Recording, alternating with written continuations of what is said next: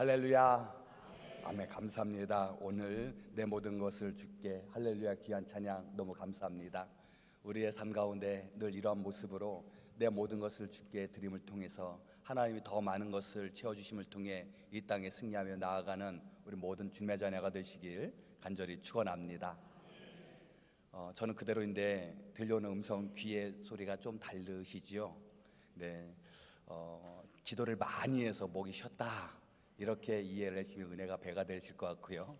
약간 편도성 감기 있는 듯 합니다. 요즘 너무 추워서 감기 증세로 아파하는 분들이 많이 계시는데 목이 약간 부어서 아마 편도가 부어서 목소리가 갈라지는 소리가 들려오는 것 같아요. 여하튼 이럼에도 불구하고 하나님께서 우리의 중심을 받아주시고 오늘 함께 말씀으로 나아가는 우리 모든 주님의 자녀들에게 놀라운 은혜로 덧입혀 주실 줄 믿습니다. 오늘 주님께서 우리에게 주시는 말씀은 요한복음 15장 11절에서 17절에 있는 말씀을 통하여 너희도 서로 사랑하라. 바로 우리가 늘 사랑하는 마음으로 나아가길 간절히 축원합니다. 우리가 지난주에 하나님이 우리를 부르셨습니다 라고 하는 제목으로 함께 은혜를 나눴죠. 하나님께서 모세를 불러주시고 또 모세를 통해서 놀라운 하나님의 일을 행하심을 바라보면서 주님 우리도 불러주시고 우리도 세워주시옵소서. 그래서 우리를 하나님께서 세워주셨으니 우리는 또 하나님의 택함 받은 자녀로 이 땅에 승리하며 나아가는 주님의 자녀가 되실 줄 고백합니다. 이제 우리가 하나님의 택함 받은 백성으로 나아갈 때 우리에게 필요한 것이 있는데 그것이 바로 오늘 말씀 제목처럼 너희도 서로 사랑하라 라고 하는 말씀을 붙잡고 늘 사랑하는 마음으로 늘 서로를 위하여 중보하며 나아가시길 간절히 바랍니다. 예수님께서 십자가에 못 박혀 돌아가시기 전에 제자들에게 크게 세 편의 말씀을 통해서 그들을 훈련시켜 주셨는데요. 유언과도 같은 말씀의 선포를 첫 번째로 보게 되면 요한복음 13장 말씀에 새 계명을 너에게 주노니 서로 사랑하라 라고 하는 말씀을 해주셨는데요. 바로 예수님께서 제자들에게 또 이렇게 세족식을 하시고 나셔서 하신 말씀이죠. 두 번째 말씀이 바로 오늘 말씀이에요. 오늘 말씀 앞에 있는 말씀에는 참 포도나무 비유를 통해서 말씀하시죠. 나는 포도나무요 너희는 가지라 라고 말씀하시며 또 오늘 말씀 이어지면서 서로 사랑하라 말씀해 주고 계십니다. 그리고 세 번째 말씀이 바로 요한복음 14장 말씀과 16장 말씀에 성령의 약속 평안의 유산을 말씀해 주시고 보혜사 곧 성령을 너에게 보내주시겠다라고 말씀해 주십니다.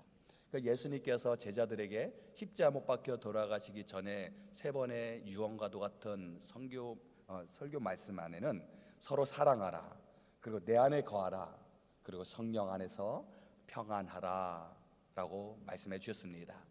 오늘 이 말씀을 묵상하면서 우리가 늘 서로 사랑하는 마음으로 그리스도의 품 안에 거하며 또한 성령 안에서 참된 평강을 누리며 나아가시길 간절히 축원합니다. 오늘 말씀 요한복음 15장 말씀을 짧게 정리하면 그가 내 안에 내가 그 안에 거하면 너희가 열매를 많이 맺을 수 있다라고 말씀하고 계십니다. 열매를 많이 맺기 위해서 바로 내 안에 거하라 라고 말씀하셨는데 우리가 하나님 안에 거하는 방법은 오늘 말씀에는 내 계명들을 지켜라 라고 하는 말씀이에요. 즉 예수님의 말씀을 따라 살면 내 사랑 안에 너희들이 거하게 될 것이다 말씀하고 계십니다. 그래서 오늘 12절 말씀을 함께 읽어보실까요? 시작.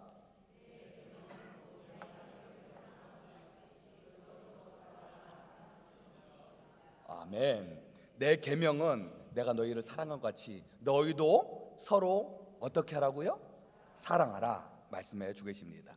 그러니까 12절에 있는 말씀은 요한복음 15장에 있는 전체의 말씀의 가장 중요한 핵심과도 같은 말씀인데요. 그런데 앞에 있는 10절 말씀엔 이렇게 기록을 하고 있어요. 내가 아버지의 계명을 지켜 그의 사랑 안에 거하는 것 같이 너희도 내 계명을 지키면 내 사랑 안에 거하리라. 하나님의 사랑 안에 거하기 위해서 10절 말씀에도 계명을 이야기하고 있고요. 12절 말씀에 내 계명은 서로 사랑하라 라고 하는 말씀인데 같은 계명이지만 10절과 12절에 있는 계명의 말씀에 차이가 있다면 10절에 있는 말씀에는요 복수의 단어를 씁니다. 이 계명이 바로 헬라어로는 엔톨라이라고 하는 단어를 쓰는데, 바로 복수의 단어로서 10절 말씀에 기록이 되고 있다면 12절 말씀에는 엔톨레라고 하는 단수를 쓰고 있습니다. 즉 여러 계명 중에 한 가지의 계명을 이야기하고 있다라는 것입니다. 그래서 여러 계명을 우리가 다 지키면 하나님 앞에 거하는데, 그런데 그 중에서 하나님의 계명 12절 말씀에 그 중에 가장 귀하고 중요한 것은 서로 사랑하라 라고 하는 말씀입니다. 우리가 하나님 앞에 거하기 위해서는 내 계명을 지키는데, 그 계명이 바로 하나님의 말씀 아니겠습니까? 하나님의 말씀을 우리가 의지하며 하나님 말씀 따라 살면 하나님의 사랑 안에 거하는데, 그 중에서 가장 중요한 것은 너희들이 서로 사랑하라는 것입니다. 우리 서로 사랑하는 하나님의 자녀가 되는 줄 믿습니다. 고린도전서 12장 말씀에는 은사장을 이야기하고 있어요. 여러 은사를 이야기하고 있고, 그 은사 중에 가장 귀하고 중요한 은사, 그 은사가 바로 고린도전서 13장에 있는 말씀 마지막 절이죠. 믿음, 소망, 사랑, 이 세 가지는 항상 있을 것인데 그 중에 제일은 아멘, 그 중에 제일은 사랑이라는 것입니다. 그래서 우리가 늘 하나님의 말씀을 의지하며 나아감에 있어서 우리에게 가장 중요한 것은 사랑하며 나아가는 것. 이 사랑하라라고 하는 말씀 안에는요, 우리가 무엇을 하든지 그 안에는 사랑이 녹아져 있어야 된다는 것입니다. 우리가 헌신하고 섬기며 봉사하고 우리가 하는 모든 일마다 그 안에 사랑하는 마음이 녹아져 있어야 그 안에서 기쁨이 넘치게 되는 줄 믿습니다. 그런데 우리가 이 땅에 살아가면서 표현하는 방법은 달리 있을 수 있어요. 부모님이 자녀를 변함없이 사랑하는 마음은 흔들리지 않는데, 부모님이 자녀를 사랑하는 방법으로 보듬어 안아줄 수도 있고, 쓰다마 줄 수도 있고, 용돈 줄 수도 있고, 혹은 매도 들을 수 있지 않겠습니까? 바로 하나님께서 변함없이 우리를 사랑하시는 하나님의 그 사랑하심을 우리가 깨닫고 주님 앞에 나아가는 우리 모든 주님의 백성이 되시길 간절히 소망합니다. 그런데 우리가 하나님의 눈에 보이고 예수님이 눈에 보이고 성령님이 눈에 보인다면 전도하지 않아도 하나님의 말씀 의지하며 나오는 이들이 차고 넘칠 것이고, 우리가 이 땅에서 흔들리고 넘어진다 할지라도 우리 눈에 보이고 우리가 느껴진다면 우리가 늘 하나님을 바라보면서 나올 터인데, 그러나 하나님, 예수님, 성령님은 우리의 눈에 보이지 않아요. 영적인 존재예요. 그러나 우리는 이 땅에 하나님께서 보여주는 존재로 세워진 곳이 있는데, 그것이 바로 교회인 줄 믿습니다. 교회는 에클레시아, 즉 예수님을 찬양하는 이들의 모임 아니겠어요? 그래서 교회는 세상에 있는 예수님의 몸이다라고 표현하셨어요. 함께 읽어보시겠습니다. 시작. 교회는, 아멘, 교회는 주는 그리스도시요 살아계신 하나님의 아들이십니다. 이 베드로의 믿음의 고백 위에 세운 이 교회는 바로 예수님의 몸이라 말씀하셨어요. 그러기에 우리는 교회 공동체 안에서 우리 온 성도를 향하여 서로 사랑하는 마음으로 헌신하며 섬기며 나아가는 주님의 자녀가 되어야 될 줄 믿습니다. 우리가 사랑을 통해 우리가 늘 서로 사랑하며 하나님 말씀 의지하며 나아갈 때 하나님께서 우리에게 새 힘, 새 능력을 더해 주시고 늘 우리가 흔들리지 않는 믿음으로 주님께 나아가는 귀한 자녀가 되실 줄 믿습니다.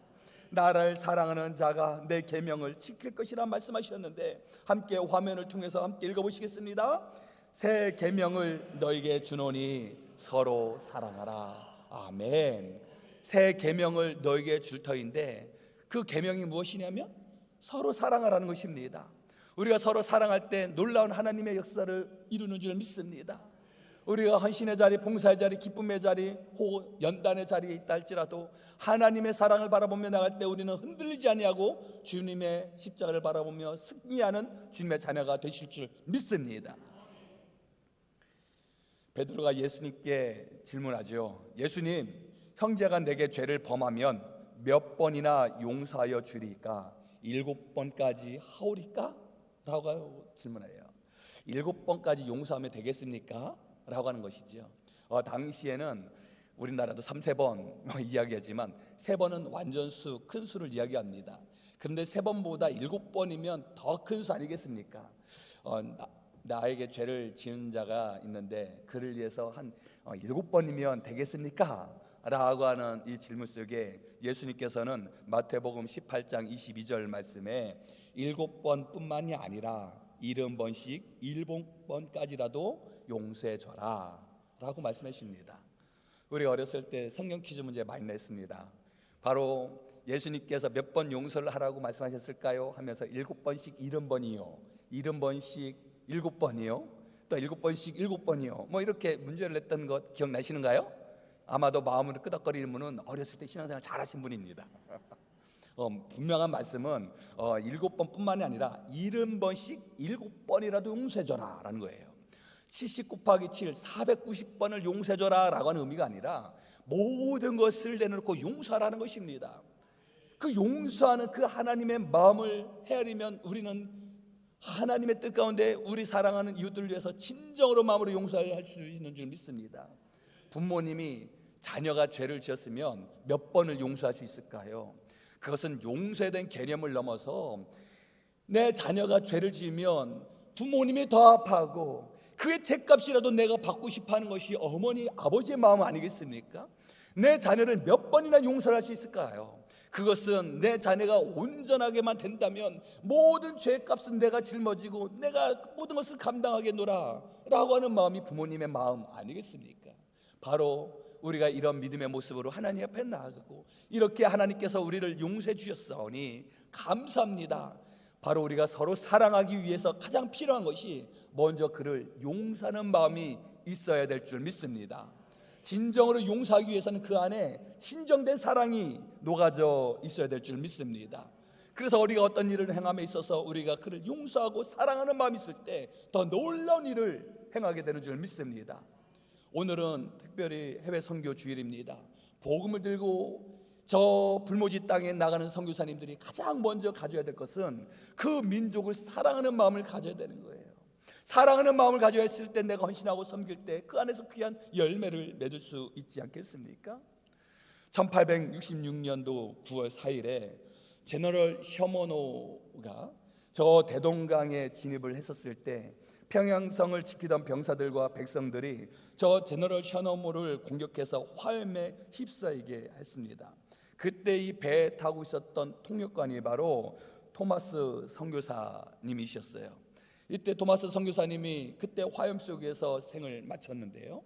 그런데 이 토마스 선교사는 1866년도에 이 제너럴 셔머노를 타고선 한국 땅에 처음 발을 내딛는 것이 아니라 그의 바로 한 해 전에 1년 전에 1865년 9월에 황해도에서 그곳에서 한문 성경을 나눠주게 됩니다. 저 중국에 있을 때 한글 성경도 접하게 되고 그리고 저 조선에 들어와서 천주교 신자를 만나게 되었었어요. 그래서 이 땅에 복음을 증거해야 되겠다라는 마음을 가지고 한국어도 열심히 공부했습니다. 그러니 얼마나 준비된 사람입니까? 얼마나 또한 하나님 앞에 쓰임받는 사람이겠어요. 그런데 제너럴 셔먼을 타고 배를 타고 저 대동강에 들어오는 그때 그는 이전에는 세관의 일을 하다가 세관의 일도 다 내려놓고 통역관의 일을 감당하면서 복음을 증거하겠노라 라고 하면서 이 배에 올라탔어요. 그런데 이 배가 활활 타오르면서 많은 선원들이 죽음을 당하고 또 포로로 끌려가게 되지요. 이때 토마스 선교사가 성경책을 한 움큼 안고 그리고 배에서 하산하면서 성경책을 바다에 다 뿌린다는 것이에요. 그러면서 이야기했다는 것이에요. 예수님을 믿으십시오. 예수님을 믿으십시오 라고 외치고 순교를 당하게 됩니다. 그의 나이 27입니다. 꽃다운 나이에 생을 마쳤던 이 토마스 선교사님. 그래서 어떤 이는 이렇게 이야기합니다.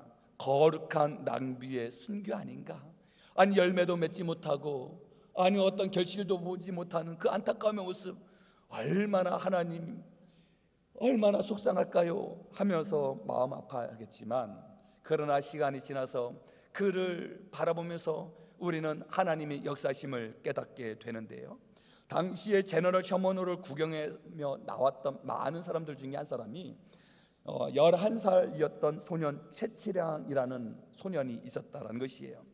이때 이 소년이요, 이때 토마스 선교사님이 성경책을 던지면서 예수님 믿으십시오 라고 했는데 그때 성경책 3권을 가져갔던 사람이었어요. 그런데 그는 그 후에 평양 장대원 교회를 설립하는데 큰 공헌을 했던 초대 장로님이 되셨습니다. 평양 최초의 교인 중에 한 분이 바로 이 장로님이셨어요.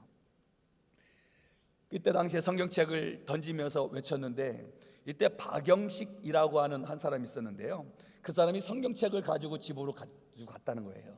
이 사람이 하는 일은 뭐냐면 여관을 운영했는데, 성경책을 가져간 이유는 나도 말씀 읽고 은혜를 누려야 되겠다라는 것이 아니라, 성경책을 보니 당시에 종이가 얼마나 좋았겠어요.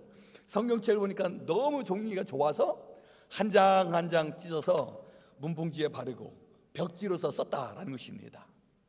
그래서 이 박영식이라는 사람이 이 성경책을 가지고 다 벽지로 썼는데, 시간이 지나서 앞서서 11살 때 이 최치량 소년, 이 소년이 좀 커서 이 여관을 운영하게 되는데, 평양의 대동문 안에 여관을 차리는데, 이때 당시에 박영식이라는 분이 운영했던 이 여관을 이어받아 가지고 그 여관을 운영을 하게 되었다는 것입니다.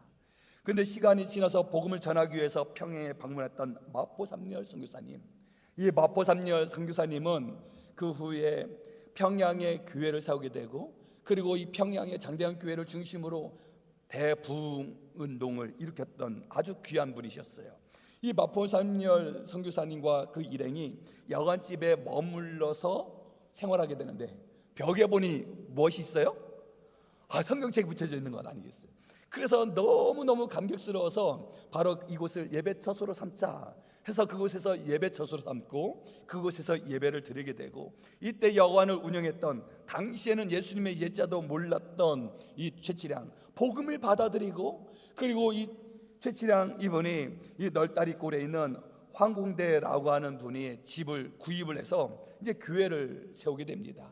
그 교회가 바로 널다리골 교회가 되었고, 그 후에 장대현 교회가 되어서 평양 대부흥의 시발점이 되게 됩니다. 마포삼리열 선교사의 아들 사무엘 휴 모벳, 이분이 이런 글을 통해서 우리에게 잔잔한 도전을 줍니다. 내 아버지는 이 마포삼리열이죠. 마포삼리열 선교사가 제너럴 셔먼호 사건이 일어난 이후 24년이 지나고 나서 평양을 방문했습니다. 그리고 제너럴 셔먼호 사건을 목격한 증인들을 만나게 되었습니다. 그들이 증언하기를 한 백인이 불에 타고 있는 가판의 연기 속에서 예수, 예수라고 외치며 강변에 서 있는 사람들에게 성경책을 던져 주었습니다 라고 외쳤다는 것이에요. 시간이 지났더만 그 모습을 바라봤던 수많은 증언자들이 있고, 그리고 그 시간이 지나서 이 평양의 대부흥운동이 일어나게 되는 과정 속에 토마스 선교사는 27의 꽃다운 나이에 생을 마감하고, 그는 한 것이 없는 듯 하지만 아니요, 시간이 지나 그를 통해서 더 큰 귀한 열매를 맺게 되는 줄 믿습니다. 요한복음 12장 24절 말씀이에요. 함께 읽어보시겠습니다.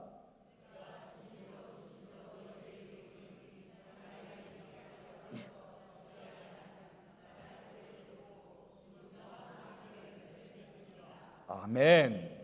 선교사님의 삶이 이와 같지 않겠습니까? 토마스 선교사를 비롯해서 수많은 선교사님의 삶의 모습이 하나 그대로 있으면 열매를 맺지 못하지만 땅에 떨어져 죽어 썩어지면 귀한 열매를 맺지 않겠습니까? 27의 생을 마쳤던 토마스 선교사뿐만 아니라 예수님도 33세 꽃다운 나이에 생을 마쳤지만, 그러나 그를 통해서 수많은 하나님의 백성들이 차고 넘치지 않겠습니까? 우리가 그 사랑을 받아들이며 늘 하나님의 은혜 가운데 승리하며 나아가는 우리 모든 주님의 자녀가 되시길 간절히 축원합니다.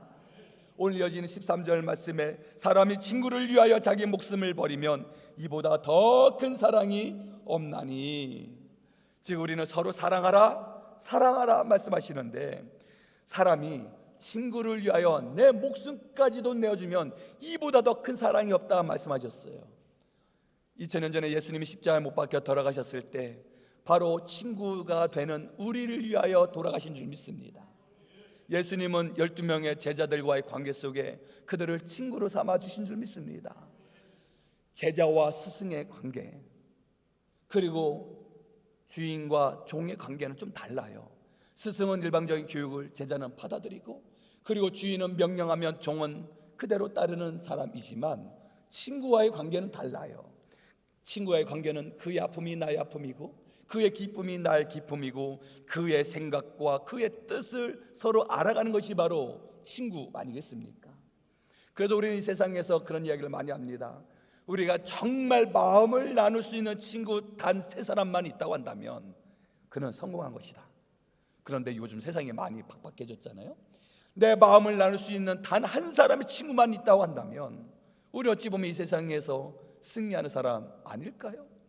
그런데 우리는 이 세상의 친구뿐만 아니라 내 모든 것을 내려놓은 여호와 하나님을 의지하며 예수 그리스도를 나의 친구로 삼아 그분께 나가면 우리는 승리하는 주님의 자녀가 되는 줄 믿습니다.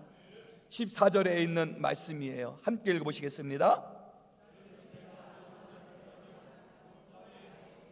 아멘. 주님께서 말씀해 주셨어요. 곧 나의 친구라. 너희가 내가 명하는 대로 행하면 너는 나의 친구가 된다라는 것입니다. 나의 명대로 행한다라는 것은 나의 계명 따라 사는 것, 즉 계명들은 하나님의 말씀, 그 중에서 하나님의 말씀 가장 중요한 사랑하며 나가면 너는 나의 친구가 될 것이다 말씀해 주셨어요. 바로 우리가 이렇게 하나님의 말씀을 사모하며 늘 우리가 헌신하며 섬김의 자리에서 늘 사랑하는 마음으로 주님 앞에 나아가는 귀한 주님의 자녀가 되시길 간절히 축원합니다. 우리가 사랑하는 마음으로 나가기 위해서 가장 중요한 것이 있어요. 서로 사랑하라. 내 이웃을 사랑하고 내 자녀를 사랑하기 위해서 가장 중요한 것이 있는데, 그것은 바로 내가 먼저 나를 사랑해야 될 때 내 남편, 아내, 내 자녀를 사랑할 수 있는 줄 믿습니다. 기도도요, 나라와 민족을 위해서, 교회를 위해서, 가정을 위해서 우리가 늘 더 넓어서 기도를 할 수 있지만, 내가 나를 사랑하지 아니하면요, 내가 흔들리고 넘어지고 쓰러질 때 우리는 더 믿음의 연약한 모습으로 흔들 때가 얼마나 많은지 몰라요. 세상에서 이야기를 많이 하잖아요. 자신감을 가지란 말이야, 자신 있게 하란 말이야 라고 이야기하지 않겠습니까? 이 세상에서도 자신감 가지며 나갈 때 얼마나 목에 힘이 있는지, 행동에 자신감이 있는지. 근데 우리는 더 나아가 그 자신감 안에 하나님의 살아계심을 우리가 의지하며 자존감을 키워나가시는 주님의 백성이 되시길 간절히 축원합니다. 자신감은 내가 가지고 있는 것을, 또한 내가 지니고 있는 것을 통해서 내가 담대하게 나가지만, 자존감은 내가 내 스스로 나를 높여 세우는 것이에요. 내가 나를 인정하는 것이에요. 누군가가 나를 인정하면 내가 힘을 얻지 않겠습니까? 그런데 내가 내 자신을 인정하지 않는다면, 내 자존감이 낮아진다면 얼마나 이 땅에서 힘들고 어려울까요?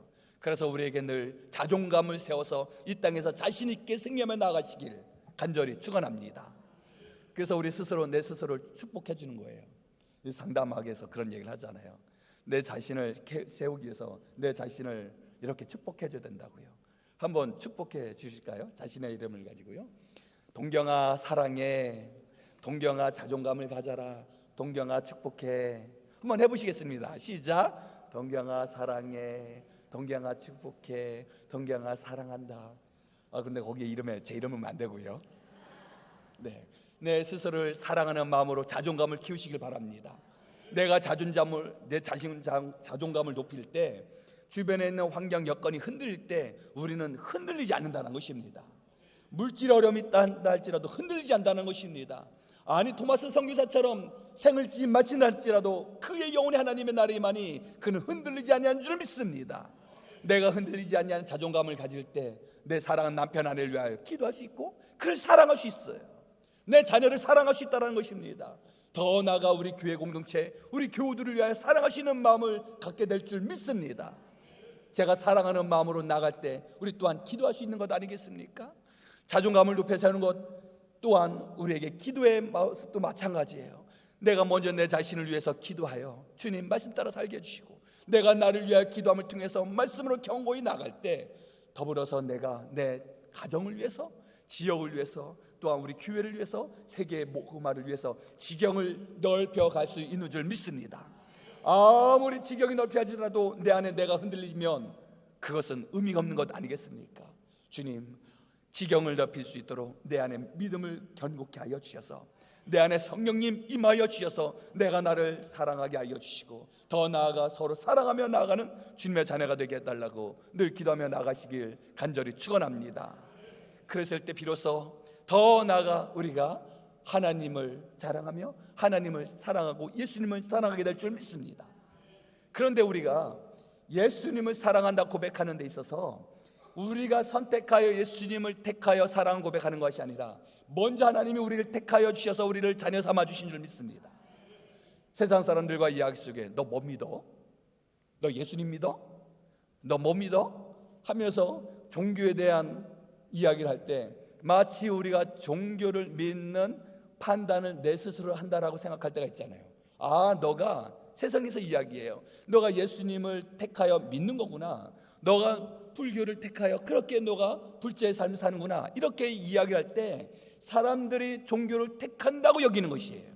그런데 우리가 종교를 택하고 우리가 하나님의 자녀로 택한 것이 아니라 하나님이 우리를 먼저 택하여 주신 줄 믿습니다.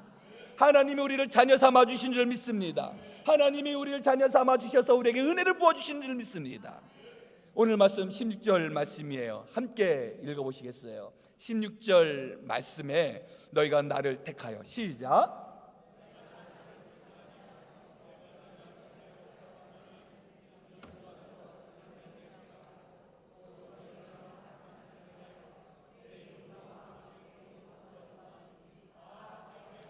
아멘. 17절입니다. 내가 이것을 너희에게 명함은 너희로 서로 사랑하게 하려 함이라. 아멘. 너희가 나를 택한 것이 아니라 내가 너희를 택하여 세워줬다는 것입니다. 하나님께서 우리를 택하여 세워주셨다는 것입니다. 그러기에 너희는 가서 열매를 많이 맺어서 더욱더 내 이름으로 아버지께 무엇이든지 구하면 다 받을 것이다 말씀해 주고 계십니다. 바로 우리가 하나님을 택해서 하나님 앞에 기도하는 것이 아니라 하나님이 우리를 택하여 주셔서 우리가 그 앞에 고개를 숙일 때, 우리가 서로 사랑할 마음으로 나갈 때 놀라운 은혜를 누리는 주인공이 되는 줄 믿습니다. 그래서 주님, 저를 불러주시니 감사합니다. 저를 택하여 주시니 감사합니다. 이제 주님 더욱더 주님만 영광 돌리며 주님 의지하며 나아가는 신실한 주님의 자녀가 되게 달라고 늘 기도로 승리하며 나아가시는 우리 모든 주님의 자녀가 되시길 간절히 축원합니다. 기도하시겠습니다.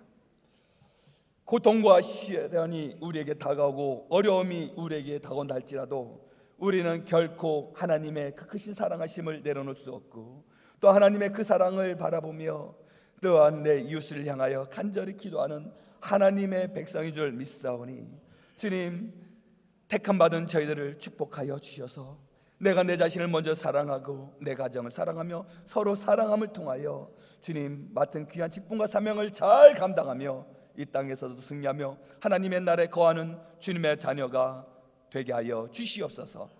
예수 그리스도의 이름으로 기도드리옵나이다. 아멘.